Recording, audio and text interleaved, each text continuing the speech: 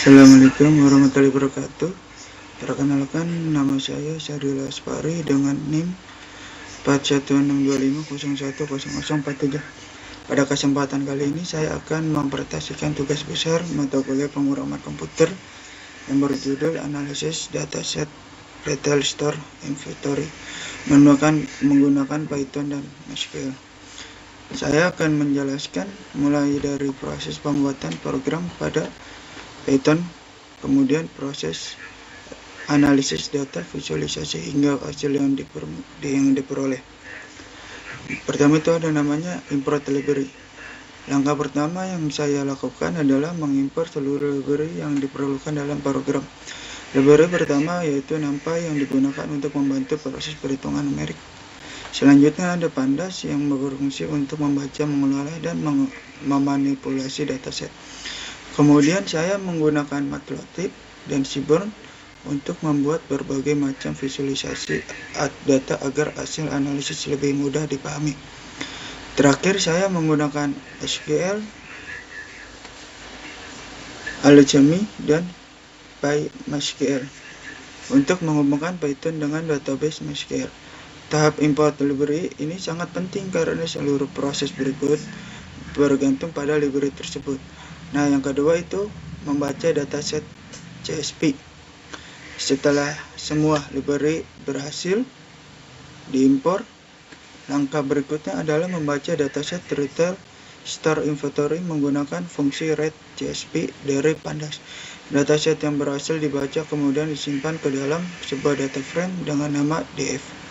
Dengan menggunakan data frame, proses pengolahan data menjadi jauh lebih mudah karena kita dapat melakukan pencarian, penyaringan, maupun analisis terhadap data. Selanjutnya itu ada namanya menampilkan data awal.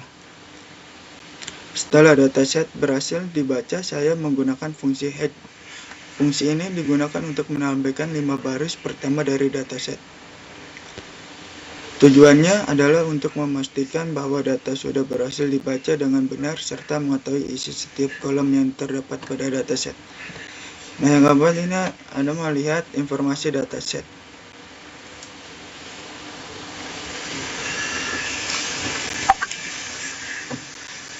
Ini saya menggunakan fungsi info. Fungsi ini menampilkan informasi mengenai jumlah data, nama kolom, tipe data setiap kolom, dan jumlah data yang tidak kosong. Dari hasil tersebut dapat diketahui bahwa seluruh kolom memiliki data lengkap sehingga dataset siap digunakan untuk analisis. Terus selanjutnya itu melihat ukuran dataset. Berikut saya menggunakan shape. Fungsi ini digunakan untuk mengetahui jumlah baris dan jumlah kolom yang terdapat pada dataset. Dari hasil tersebut diketahui bahwa dataset memiliki sekitar 73.100 baris dan 15 kolom, sehingga jumlah data yang dianalisis cukup besar. Nah, selanjutnya ada namanya statistik deskriptif. Setelah mengetahui ukuran dataset, saya menggunakan fungsi descript. Fungsi ini menghasilkan statistik deskriptif seperti nilai rata-rata, nilai minimum, maksimum, median, serta standar deviasi dari setiap data numerik. Statistik ini membantu kita memahami karakteristik data sebelum melakukan analisis lebih lanjut. Terus selanjutnya ada mengecek missing value. Selanjutnya saya melakukan pengecekan apakah terdapat data yang kosong atau missing value menggunakan fungsi is_null dan sum. Dari hasil pengecekan diketahui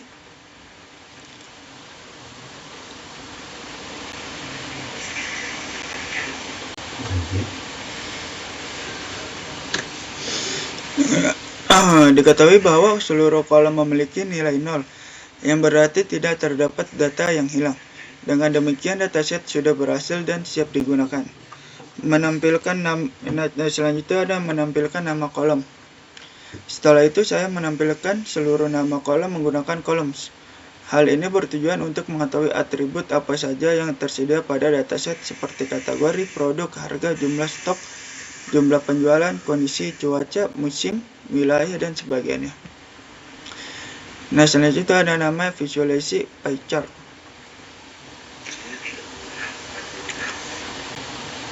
Visualisasi pertama yang saya buat adalah pie chart grafik ini menunjukkan persentase jumlah produk berdasarkan kategori. Dengan grafik ini kita dapat melihat proporsi masing-masing kategori sehingga lebih mudah mengetahui kategori mana yang memiliki jumlah produk paling besar maupun paling kecil.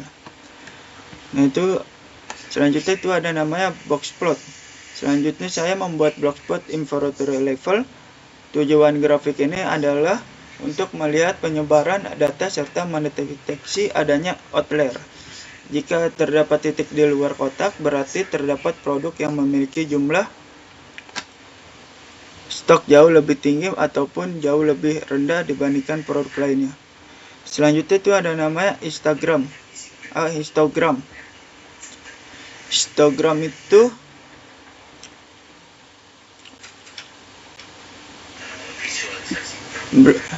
saya membuat histogram inventory level, yaitu histogram digunakan untuk melihat distribusi jumlah stok pada seluruh produk. Dari grafik ini kita dapat mengetahui rentang jumlah stok yang paling banyak dimiliki oleh produk. Nah, selanjutnya ada nama scatter plot. Selanjutnya saya membuat scatter plot antara price dan inventory level. Setiap titik pada grafik memiliki satu produk. Dari hasil visualisasi terlihat bahwa penyebaran titik tidak membentuk pola tertentu sehingga hubungan antara harga produk dengan jumlah stok tidak terlalu kuat.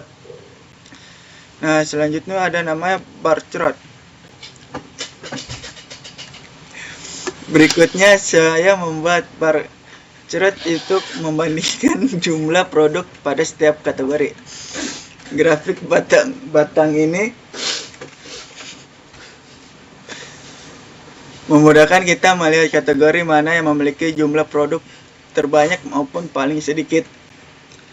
Nah, selanjutnya itu ada namanya complete wither. Setelah itu saya membuat complete wither condition. Grafik ini menunjukkan jumlah data berdasarkan kondisi cuaca. Tujuannya adalah untuk melihat kondisi cuaca yang paling sering muncul pada dataset.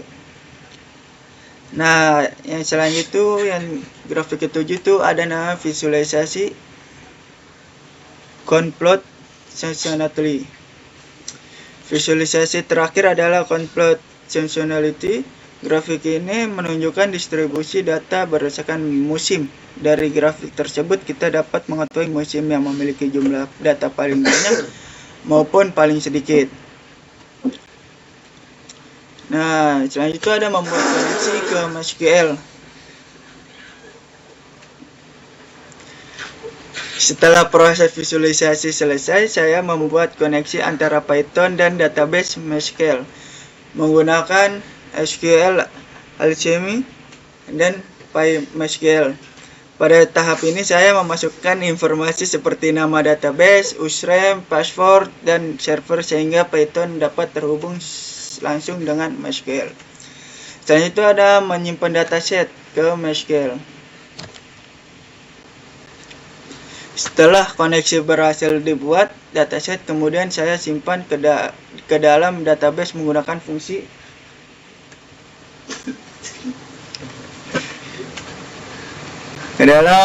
data fungsi to SQL. Data disimpan pada table retail inventory sehingga nantinya dapat digunakan kembali melalui perintah SQL tanpa harus membaca file CSV lagi. Nah, selanjutnya ada namanya query SQL pertama. Selanjutnya saya menjalankan query SQL pertama menggunakan perintah select. Query ini digunakan untuk mengambil data dari database dan memastikan bahwa data berhasil tersimpan dengan baik. Nanti selanjutnya ada namanya query SQL kedua. Berikut saya menghitung rata-rata inventory level berdasarkan kategori produk menggunakan fungsi AVG. Hasil query ini membantu mengetahui kategori produk yang memiliki rata-rata stok paling tinggi maupun paling rendah. Nah, selanjutnya ada nama query SQL ketiga. Di sini kemudian saya menjalankan query untuk menghitung total unit sold berdasarkan wilayah menggunakan fungsi sum.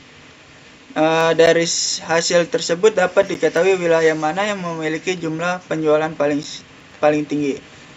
Nah, yang terakhir ada namanya penutup atau kesimpulan program.